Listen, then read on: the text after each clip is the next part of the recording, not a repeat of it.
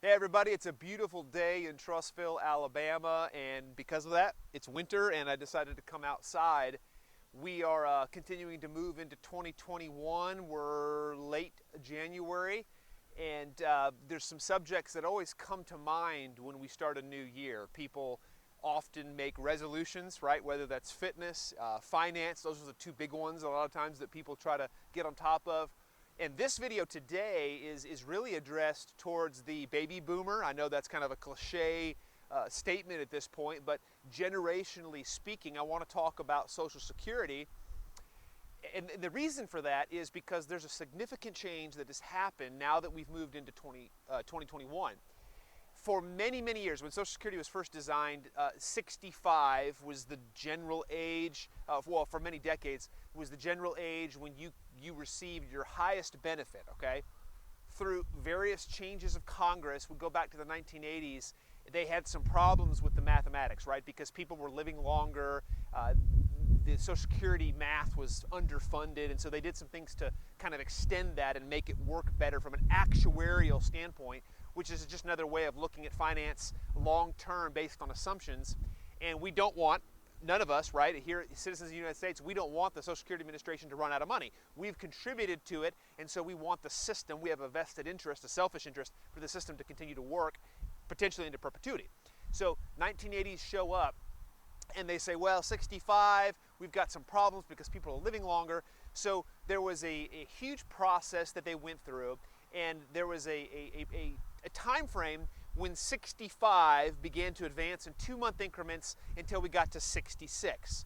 And 66 became the new, what they call full retirement age, or FRA. Okay, so 65, that was just a mindless thing. Then 66 became a mindless thing. We had about a 11-year gap with no changes, but rolling all the way back to the 1980s, after that 11-year gap, they started a new process of an increase in retirement age. So fast forward to January 1st, 2021, if you turn 66 this year, right, it's now 66 in 2 months, and it will continue to increase for anybody that turns 66 after this point. It will get longer and longer out until it hits 67.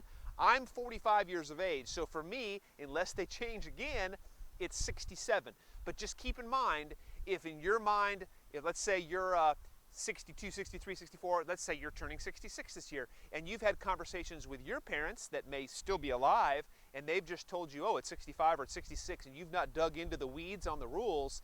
We are now into a new phase, beginning again, January 1, where full retirement age is actually moving out to older, okay? 66 in 2 months, 66 in 4 months, 66 in 6 months. Every year it's going to keep going up until we hit 67. And it won't surprise me, I'm getting out a little bit into the predictions here, but it won't surprise me if we get a few years into the future and they look at Social Security again for the same reason. But time will tell. Anyhow, this is a new day. 66 is no longer the retirement age, it's 66 plus something. So check with your advisor, do some research online, whatever it is, to make sure that you are making the best decision you can, because if you begin your filing for Social Security benefits prior to full retirement age, it's going to be reduced by a percentage, okay?